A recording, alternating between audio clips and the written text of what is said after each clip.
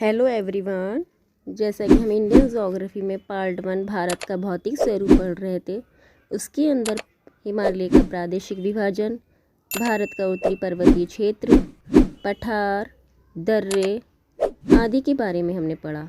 उसी में से एक टॉपिक है भारत का उत्तरी मैदान। आज इसके बारे में डिस्कस करेंगे कि भारत का उत्तरी मैदान कहाँ से कहाँ तक फैला हुआ है और इसे विभिन्न आकृतियों के आधार पर कितने भागों में विभाजित किया जा सकता है।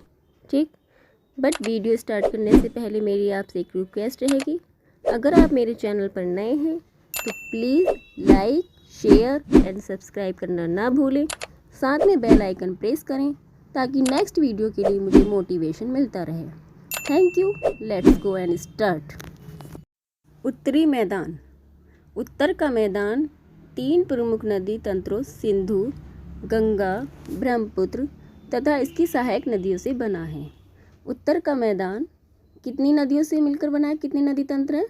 3, सिंधु, गंगा, ब्रह्मपुत्र और इसकी अनेक सहायक नदियाँ, उनसे मिलकर हमारा भारत का उत्तरी मैदान बना हुआ है। ठीक, हिमालय के गिरिपाद में लाखों वर्षों तक नदियों द्वारा लाए गए अवसाद के जमाव से इस मैदान का निर्माण हुआ है। हिमालय के गिरिपाद से लाखों वर्ष तक, काफ़ी लाख वर्ष बीतने के उपरांत नदियों द्वारा जो अवसाद लाया जाता है उसके जमाव से ही इस मैदान का निर्माण हुआ था, जो भारत का उत्तरी मैदान के अंतर्गत आता है। उत्तर का मैदान कितने प्रमुख नदी तंत्रों से बना हुआ है? सिंधु, गंगा, ब्रह्मपुत्र और इसकी अनेक छोटी छोटी सहायक नदियों से। ठीक, आगे इसका विस्तार देखते हैं। इसका विस्तार 7 लाख वर्ग किलोमीटर के क्षेत्र पर है। इस मैदान की लंबाई 2400 किलोमीटर तथा चौड़ाई 240 किलोमीटर से 320 किलोमीटर तक है। इसका विस्तार कहाँ तक है? 7 लाख वर्ग किलोमीटर। ठीक, मैदान की लंबाई, भारत के उत्तरी मैदान की लंबाई 2400 किलोमीटर 2400 एंड चौड़ाई 240 किलोमीटर से 320 किलोमीटर तक। क्लियर? आगे यह मैदान भारत का सबसे अधिक जनसंख्या वाला भाग है। यह मैदान भारत का सबसे अधिक जनसंख्या वाला भाग है। इस मैदान पर सबसे अधिक जनसंख्या पाई जाती है भारत के उत्तरी मैदान पर। गंगा, सिंधु, ब्रह्मपुत्र जो 3 नदी तंत्रों से बनकर बना है, इस मैदान पर भारत की सबसे अधिक जनसंख्या पाई जाती है। कृषि के लिए कैसा है? अनुकूल है। ठीक, ये मैदान भारत का सबसे अधिक जनसंख्या वाला भाग है। भारत का उत्तरी मैदान कृषि के लिए उपयोगी है, कृषि उत्पादकता वाला क्षेत्र, इसलिए इसे क्या कहा जाता है? अन्न भंडार गृह भी कहा जा सकता है। क्लियर? भारत का उत्तरी मैदान सबसे अधिक जनसंख्या वाला, कृषि के लिए उपयोगी, भारत का उत्तरी मैदान, अन्न भंडार गृह, भारत का उत्तरी मैदान, कृषि के लिए अनुकूल दशाओं के कारण यह क्षेत्र सर्वाधिक कृषि उत्पादकता वाला क्षेत्र है। इस कारण इसे भारत का अन्न भंडार गृह भी कहा जाता है। क्लियर? उत्तरी मैदानों का विभाजन। उत्तर के मैदानों को 3 भागों में विभाजित किया गया है। गंगा का मैदान, पंजाब का मैदान, ब्रह्मपुत्र का मैदान। ठीक, बाकी इसके आगे आकृतिक विभिन्नता के आधार पर इसका विभाजन हुआ है। गंगा का मैदान, भारत का जो उत्तरी मैदान है, सबसे पहले गंगा के मैदान का विस्तार घग्गर, तीस्ता के नदियों के बीच में है। गंगा के मैदान का जो विस्तार है, कहाँ तक फैला है? गंगा के मैदान का विस्तार घग्गर और तीस्ता नदियों के बीच में है। यह उत्तरी भारत के कौन कौन से राज्यों में फैला है? हरियाणा, दिल्ली, उत्तर प्रदेश, बिहार, झारखंड के कुछ भाग तथा पश्चिम भाग में फैला हुआ है। गंगा के मैदान का विस्तार कौन कौन सी नदियों के बीच में है? घग्गर तथा तीस्ता नदियों। यह उत्तरी भारत के कौन कौन से राज्यों में फैला हुआ है? हरियाणा, दिल्ली, उत्तर प्रदेश, बिहार, झारखंड के कुछ भाग तथा पश्चिम बंगाल में फैला हुआ है। क्लियर? आगे पंजाब का मैदान। उत्तरी मैदान के पश्चिमी भाग को पंजाब का मैदान कहा जाता है। उत्तरी मैदान का जो वेस्ट साइड आती है उसको पंजाब के मैदान भी बोला जाता है। सिंधु तथा इसकी सहायक नदियों के द्वारा बनाए गए इस मैदान का बहुत बड़ा भाग पाकिस्तान में भी स्थित है। ठीक, उत्तर पंजाब का मैदान, मैप को भी ध्यान में रखना है। उत्तरी मैदान के वेस्ट साइड में, उत्तरी मैदान के वेस्ट वाले भाग में पंजाब का मैदान। ठीक, सिंधु तथा इसकी सहायक नदियों द्वारा बनाए गए इस मैदान का बहुत बड़ा भाग पाकिस्तान में स्थित है। क्लियर। नेक्स्ट है ब्रह्मपुत्र का मैदान। ब्रह्मपुत्र का मैदान इसके पश्चिम विशेषकर असम में स्थित है। ब्रह्मपुत्र का मैदान इसके पश्चिम विशेषकर असम में स्थित है। ब्रह्मपुत्र का मैदान इसके पश्चिम साइड में असम में स्थित है, जबकि पंजाब का मैदान कहाँ पे है? सिंधु तथा इसकी सहायक नदियों के द्वारा बनाए गए पाकिस्तान में स्थित है। Clear point. आगे इसको हम मैप के थ्रू देखेंगे। उत्तर भारत का मैदान, देखिए ये है सबसे ऊपर भारत का उत्तरी पर्वतीय क्षेत्र, भारत का उत्तरी पर्वतीय क्षेत्र। क्लियर। आगे है पंजाब हरियाणा मैदान, ऊपरी गंगा का मैदान, गंगा का मैदान, मध्य, नीचे आ जाइए गंगा का निम्न मैदान, और इधर आ जाइए थोड़ा सा आपको ये दिख रहा है ब्रह्मपुत्र मैदान। और ये इन चीज़ों से देख के आपको पता चल रहा है कि उत्तर भारत का मैदान कहाँ तक फैला हुआ है। पंजाब, हरियाणा, असम की वेस्ट साइड ये रही ब्रह्मपुत्र मैदान, गंगा का निम्न मैदान ये नीचे आ रहा है, मध्य गंगा का मैदान, गंगा का मैदान ये सारा फैला हुआ है ऊपरी भाग, और ये पंजाब हरियाणा ये जिसमें पाकिस्तान का क्षेत्र शामिल हो रहा है। क्लियर। तो उत्तर भारत का मैदान हमारा ये सारा यहाँ से लेके जितना भी है ये पार्ट हमारा सारा उत्तरी भारत का मैदान कहलाएगा। ठीक, ये पॉइंट।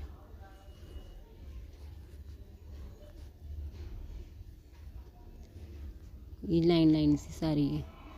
क्लियर। आगे है आकृतिक भिन्नता के आधार पर उत्तरी मैदानों को 4 भागों में विभाजित किया जा सकता है। अभी हमने पीछे पढ़ा था भारत का जो उत्तरी मैदान है कौन कौन से राज्यों तक फैला हुआ है। अब हम पढ़ेंगे आकृतिक भिन्नता के आधार पर भारत का जो उत्तरी मैदान है उसको कितने भागों में विभाजित किया गया है। क्लियर। फर्स्ट पॉइंट है हमारा भाबर। नदियाँ पर्वतों से नीचे उतरते समय, नदियाँ पर्वतों से नीचे उतरते समय शिवालिक की ढाल पर 8 से 16 किलोमीटर की चौड़ी पट्टी में गुटिका का निक्षेपण करती है। इसे भाबर के नाम से जाना जाता है। ठीक, नदियाँ पर्वतों से नीचे उतरते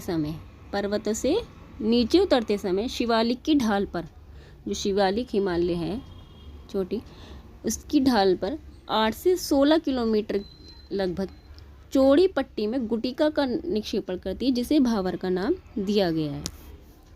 आगे सभी सरिताएं इस भाबर पट्टी में विलुप्त हो गई हैं। सरिताएं नदियाँ, सभी नदियाँ इस भाबर पट्टी में क्या हो गई हैं? विलुप्त हो गई हैं। क्लियर। आगे है तराई। तराई क्या होता है? इस पट्टी के दक्षिण में ये सरिताएं एवं नदियाँ फिर पुनः निकलकर आ जाती हैं और क्या कैसा करती हैं? निर्माण बनाती हैं नम तथा दलदली क्षेत्र का निर्माण करती है, जिसे तराई कहा जाता है। क्लियर। तराई वाला क्षेत्र क्या कहलाता है? तराई वाले क्षेत्र में क्या होता है? जो सरिताएं नदियाँ भाबर पट्टी में विलुप्त हो गई थी वो फिर पुनः निकल आती हैं और नम तथा दलदली जैसा क्षेत्र का निर्माण करती है। वो नम तथा दलदली वाला क्षेत्र ही तराई भाग कहलाता है। आगे है नेक्स्ट भांगर। उत्तरी मैदान का सबसे विशालतम भाग पुराने जलोढ़ का बना है। वे नदियों के बाढ़ वाले मैदान के ऊपर स्थित है। तथा वेदिका जैसी आकृति प्रदर्शित करते हैं। जैसे वेदिका बनी होती है, इस टाइप की रेक्टेंगल टाइप में आकृति को प्रदर्शित करते हैं। इस भाग को भांगर के नाम से जाना जाता है। इस क्षेत्र की मृदा में चूनेदार निक्षेप पाए जाते हैं, जिसे स्थानीय भाषा में कंकड़ भी कहते हैं। हम क्या कहते हैं उसको, क्या नाम देते हैं, कंकड़ का। उत्तरी मैदान का सबसे विशालतम भाग किसका बना है, पुराने जलोढ़ का। वे नदियों के बाढ़ वाले मैदान के कहाँ पर स्थित है, ऊपर स्थित है। कैसे आकृति का निर्माण कर रहा है, वेदिका जैसी। इसी भाग को हम भांगर के नाम से जानते हैं। इस क्षेत्र की मृदा में चूनेदार निक्षेप पाए जाते हैं, जैसे वाइट कलर के कंकड़ पत्थर से, जिसे हम कंकड़ कहते हैं। क्लियर। नेक्स्ट, खादर। खादर क्या होता है, बाढ़ वाले मैदानों के नए तथा युवा निक्षेपों को, नए, युवा मीन्स नए, बाढ़ वाले मैदानों के नए तथा युवा निक्षेपों को खादर कहा जाता है। इनका लगभग प्रत्येक वर्ष हर साल पुनः निर्माण होता रहता है, फिर बनते रहते हैं, विलुप्त होते रहते हैं, बनते रहते हैं, विलुप्त होते रहते हैं। इसलिए ही उपजाऊ होते हैं तथा गहन खेती के लिए आदर्श होते हैं। खादर वाला जो पार्ट होता है किसके लिए अच्छा माना जाता है, हमारा खेती के लिए। ठीक। बाढ़ वाले मैदानों के नए तथा युवा निक्षेपों को ही खादर कहा जाता है। इसका लगभग प्रत्येक वर्ष क्या होता रहता है, पुनर्निर्माण होता रहता है, दोबारा बनते रहते हैं, नए होते रहते हैं। इसलिए ये हमारे लिए उपजाऊ होते हैं खेती के लिए। क्लियर। शिवालिक की ढाल से 8 से 16 मीटर की चौड़ी चौड़ी जो पट्टिका निकल रही है, इसको हम क्या नाम देंगे, भावर। ठीक। इसके आगे नदियाँ जो निकल रही हैं, निर्माण हो रही हैं और नमी दलदली जैसा निर्माण कर रही है, तराई भाग। क्लियर। आगे है युवा निक्षेप बन के आ रहे हैं, वेदिका जैसी आकृति बन के आ रही है, भांगर। और नीचे है खादर, बाढ़ वाला स्तर। ठीक। ये हमारा खादर। ठीक। ये आपको दिख रहा होगा। ये नमी दलदली वाला क्षेत्र क्या कहलाता है, हमारा तराई वाला। बांगर वाले स्थिति को हम इसके चून कंकड़ कहलाते हैं, बांगर वाला ये। ठीक। क्लियर। आगे है दो आब। दो आब का अर्थ है दो नदियों के बीच की भूमि। दो नदियों के बीच की भूमि क्या कहलाती है, दो आब।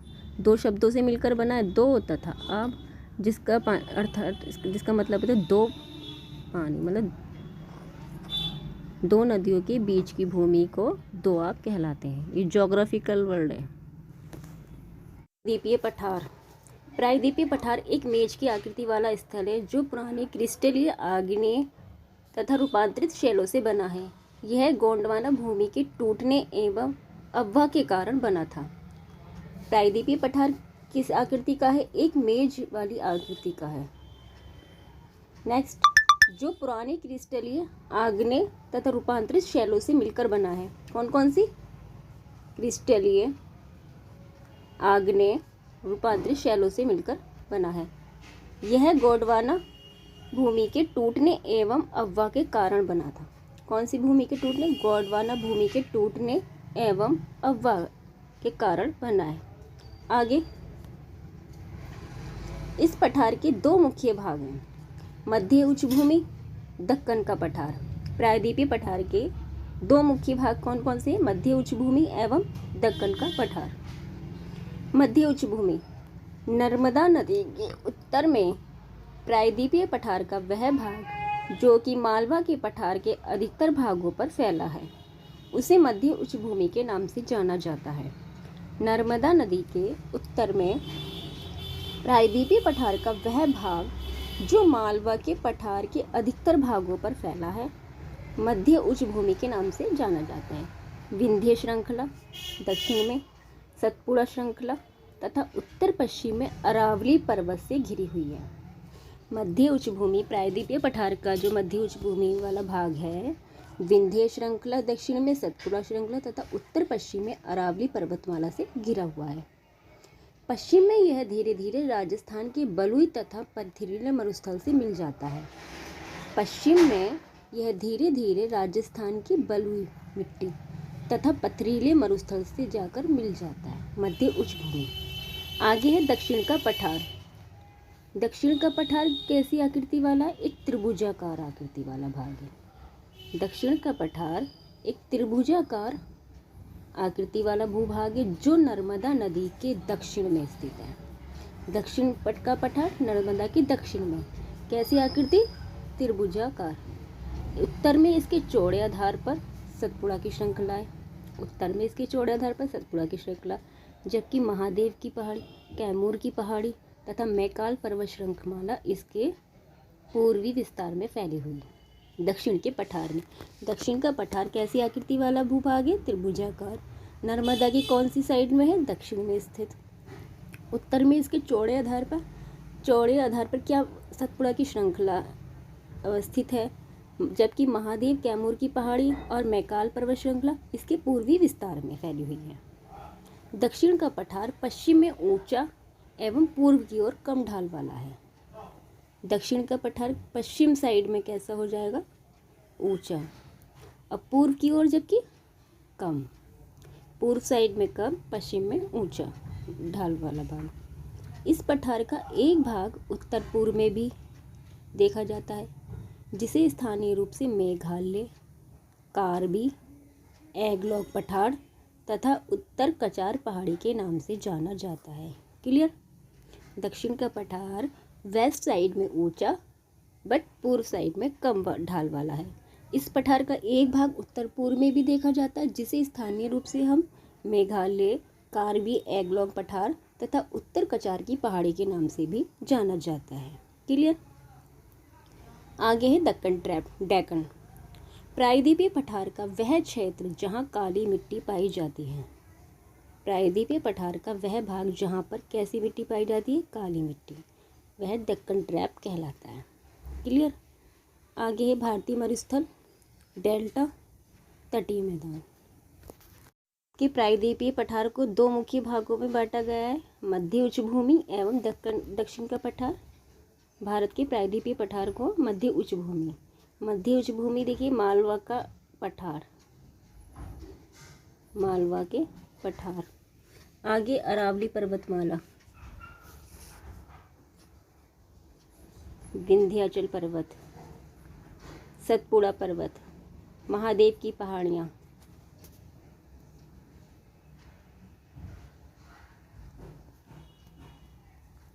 ठीक। आगे है डेक्कन ट्रैप, डेक्कन प्लेटू।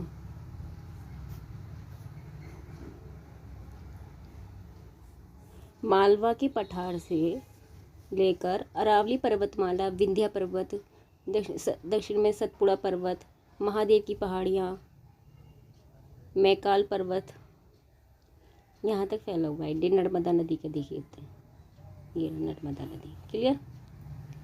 डेक्कन ट्रैप, ये है आपकी अरावली पर्वतमाला, ये मालवा का पठार, विंध्याचल, सतपुड़ा, महादेव की पहाड़ियाँ, ये नर्मदा नदी के आगे है। ठीक। प्रायद्वीपीय पठार का भाग, ये डेक्कन ट्रैप है आपका। इधर आते हैं आपके वो तट, समुद्री तट, कोरोमंडल तट। इधर की साइड पूर्वी घाट कहलाती है, इधर की साइड पश्चिम घाट कहलाती है। ये पश्चिम घाट, ये पूर्वी घाट। ये आपकी नीलगिरी की पहाड़ी आ रही है, कार्डामम की पहाड़ी, ये आपकी कार्डामम की पहाड़ी है। क्लियर? दोदा बेटा, मालाबर तटीरा पश्चिम साइड में। ठीक। कोरोमंडल तट का किधर हमारा? पूर्व साइड में भी स्थित है। अनाईमुड़ी इधर आपके पश्चिम साइड में, आप देखिए लक्षद्वीप दिख रहा है, ये आपके लक्षद्वीप है।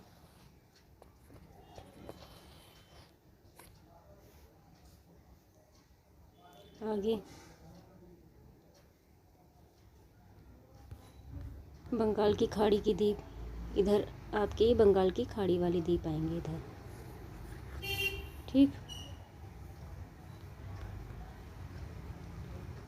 भारत का प्रायद्वीपीय पठार मुख्य दो भूमि में बांटा गया है, मध्य उच्च भूमि एवं दक्षिण का पठार। मध्य उच्च भूमि में आपका ये नर्मदा नदी के उत्तर साइड का सारा अरावली पर्वतले से मालवा पठार का जो ऊपरी भाग है सब आ जाएगा, और दक्कन ट्रैप में नर्मदा नदी का दक्षिण वाला साइड आ जाएगा। ये आपका नर्मदा नदी का दक्षिण वाला साइड। ठीक, क्लियर। नेक्स्ट पॉइंट है भारतीय मरुस्थल। अरावली पहाड़ी के पश्चिम किनारे पर थार का मरुस्थल स्थित है। यह बालू के टिब्बों से ढका एक तरंगित मैदान है।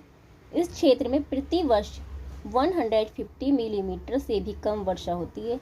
इस शुष्क जलवायु वाले क्षेत्र में वनस्पति बहुत कम है बारिश के कारण। ठीक, क्योंकि वर्षा कम होती है तो यहाँ की जलवायु भी शुष्क रहती है, शुष्क कहलाती है, और वनस्पति बहुत कम होती है। भारतीय मरुस्थल कहाँ पर है? अरावली पहाड़ी के पश्चिम किनारे में। अरावली पर्वतमाला की पश्चिम किनारे पर थार का जो मरुस्थल स्थित है वह भारतीय मरुस्थल है। बालू कैसे से ढका हुआ तरंगित मैदान है? बालू के टिब्बों से ढका हुआ एक तरंगित मैदान है। इस क्षेत्र में हर साल 150 मिलीमीटर से भी कम वर्षा होती है, इसलिए इस शुष्क जलवायु है यहाँ की, और वनस्पति बहुत कम होती है। क्लियर। आगे है डेल्टा। नदी के सागर में मिलने से पहले उसके प्रवाह में हल्का सा अवरोध आने पर, नदी के सागर में मिलने से पहले उसके प्रवाह में फ्लो में हल्का सा अवरोध आने पर मलबे का रूप होने लगता है। इससे अवसाद जमा होकर एक त्रिभुजाकार रूप ले लेता है, जिसे हम डेल्टा कहते हैं, जिसे हम डेल्टा कहते हैं। क्लियर। नदी के सागर में मिलने से पहले उसके प्रवाह में क्या होता है? हल्का सा एक अवरोध आ जाता है, जो मलबे का निक्षेपण होने लगता है। इसी से एक अवसाद की तरह जमा होने लगती है और वे एक त्रिभुजाकार एक आकृति रूप धारण कर लेती है, जिसे हमने डेल्टा का नाम दिया है, जिसे हमने डेल्टा का नाम दिया है। क्लियर। आगे है तटीय मैदान। प्रायद्वीपीय पठार के किनारों संकीर्ण तटीय पट्टियों का विस्तार है। प्रायद्वीपीय पठार के किनारों पर संकीर्ण तटीय पट्टियों का विस्तार है। यह पश्चिम में अरब सागर से लेकर पूर्व में बंगाल की खाड़ी तक विस्तृत है। तटीय मैदान प्रायद्वीपीय पठारों के कहाँ किनारे, ठीक, वेस्ट साइड में अरब सागर से लेकर और पूर्व में बंगाल की खाड़ी तक विस्तृत है, फैले हुए हैं। पश्चिमी तट, पश्चिमी घाट तथा अरब सागर के बीच स्थित एक संकीर्ण मैदान है। पश्चिमी तट, पश्चिमी घाट तथा अरब सागर के बीच एक संकीर्ण मैदान है। आगे है तटीय मैदानों का विभाजन। इस मैदान के 3 भाग हैं। तटीय मैदानों का विभाजन कितने भागों में किया गया है? 3। तटीय मैदानों का विभाजन 3 भागों में बांटा गया है। तट के उत्तरी भाग को कोंकण तट, मध्य भाग को कन्नड़ मैदान एवं दक्षिण भाग को मालावर तट कहा जाता है। क्लियर। तट का जो उत्तरी भाग है कोंकण तट, जो मुंबई तथा गोवा के बीच में आ रहा है। मध्य भाग को कन्नड़ मैदान एवं दक्षिणी भाग को मालावर तट के नाम से जाना जाता है। अरब सागर के द्वीप। द्वीपों का यह समूह छोटे प्रवाल द्वीपों से मिलकर बना है। अरब सागर के जो द्वीप हैं, द्वीपों का यह समूह छोटे प्रवाल द्वीपों से मिलकर बना है। पहले इनको क्या कहते थे? लकाद्वीप, मीनकाय, एमिन द्वीप के नाम से भी जाना जाता है। द्वीपों का वह समूह छोटे प्रवाल द्वीपों से मिलकर बना है। पहले इनको लकाद्वीप, मीनकाय एवं एमिन द्वीप के नाम से भी जाना जाता था। 1973 में इनका नाम लक्षद्वीप रखा गया। 1973 में इसका नाम लक्षद्वीप रखा गया। 1973 में। क्या नाम रखा गया? लक्षद्वीप। यह 32 वर्ग किलोमीटर के छोटे से क्षेत्र में फैला हुआ है। कावरत्ती द्वीप लक्षद्वीप का प्रशासनिक मुख्यालय है। कावरत्ती द्वीप लक्षद्वीप का प्रशासनिक मुख्यालय है। इस द्वीप समूह पर पादप तथा जंतु बहुत से प्रकार के पाए जाते हैं। मतलब हरियाली भी है, एनिमल्स भी हैं। कौन सी द्वीप पर? लक्षद्वीप। ठीक, कावरत्ती द्वीप लक्षद्वीप का क्या है? प्रशासनिक मुख्यालय। अब बहुत छोटा सा क्षेत्र है, कितने वर्ग किलोमीटर में फैला हुआ है? 32। इस द्वीप समूह पर पादप एवं जंतु बहुत से प्रकार के पाए जाते हैं।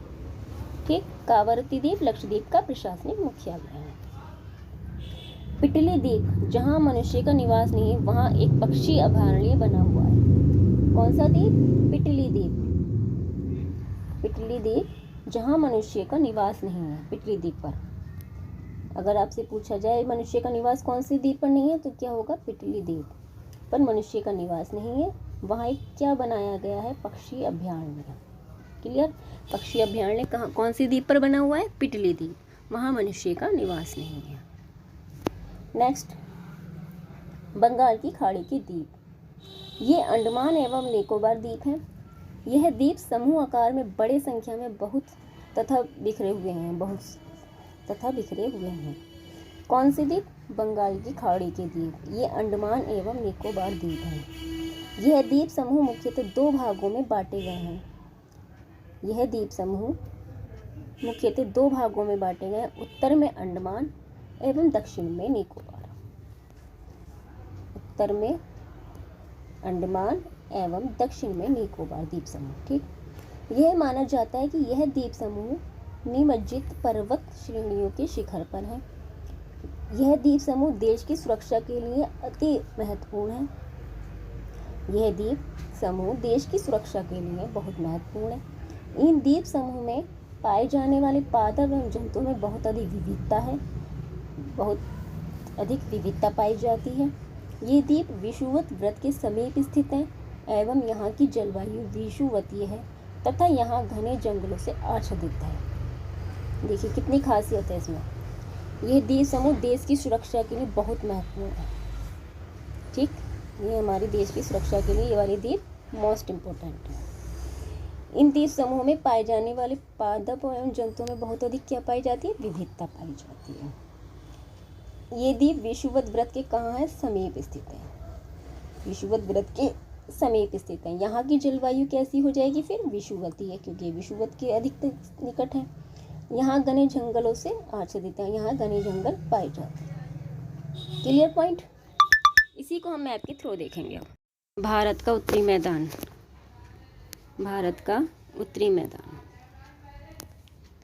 कहाँ से कहाँ तक फैला हुआ है? देखिए, भारत का उत्तरी मैदान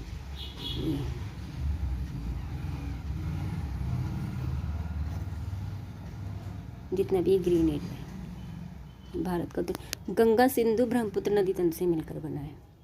ठीक, भारत का पूर्वी तट, पश्चिम तट, ये आपका पूर्वी साइड, जितना भी पोर्शन है पूर्वी तट कहलाएगा। उत्कल तट, उत्तरी सरकारी तट, कौरवमंडल तट, कितनी साइड?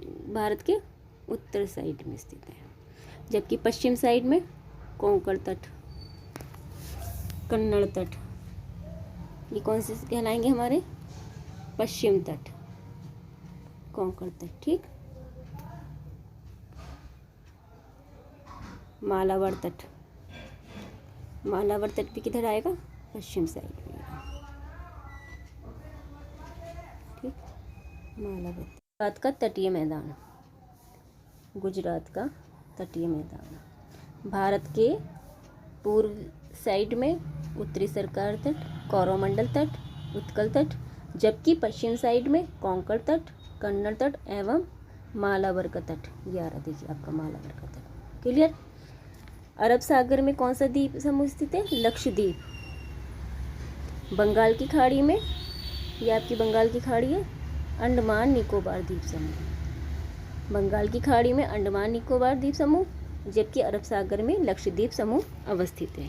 क्लियर। बंगाल की खाड़ी में अंडमान निकोबार द्वीप समूह कहाँ पर है? बंगाल की खाड़ी में कौन सा द्वीप समूह? अंडमान निकोबार द्वीप समूह। ठीक, ये आपका अंडमान निकोबार द्वीप समूह। देखिए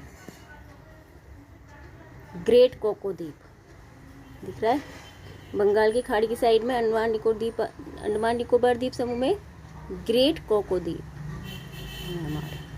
आगे है नारकोंडम द्वीप, टेबल द्वीप समूह, कितने सारे द्वीप हैं छोटे छोटे बने में। लैंडफॉल द्वीप,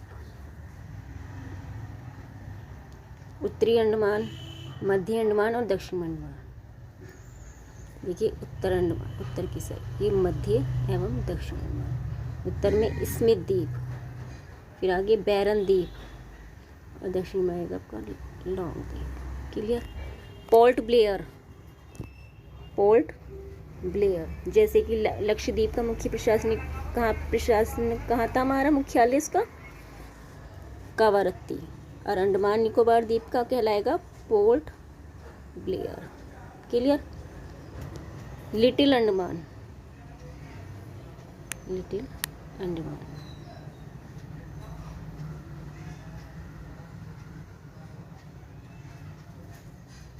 डिग्री चैनल पर।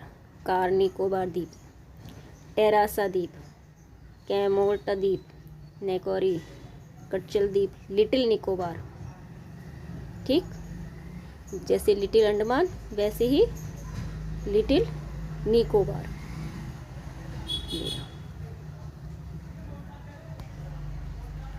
लिटिल निकोबार इंदिरा पॉइंट के पास में। आगे है आपका ग्रेट निकोबार, ग्रेट निकोबार द्वीप समूह, ग्रेट निकोबार द्वीप समूह। क्लियर। ये हमारे बंगाल की खाड़ी के अंडमान निकोबार द्वीप समूह के रूप थे। जबकि अरब सागर में कौन सा द्वीप समूह है? लक्षद्वीप, अरब सागर का लक्षद्वीप, अरब सागर में। क्लियर।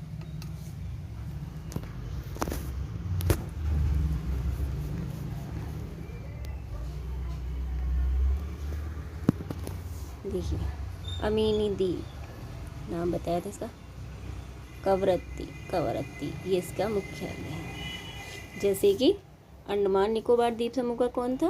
Port Blair. लक्षद्वीप का है कवरत्ती। ठीक।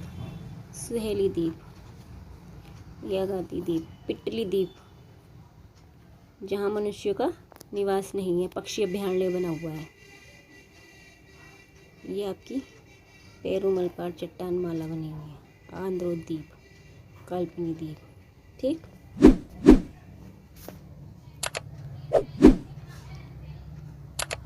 तो 8 डिग्री चैनल पर कौन सा है? मिनिकॉय द्वीप। ठीक, अमीनी द्वीप, मिनिकॉय द्वीप, ये सब इसके नाम है। क्लियर।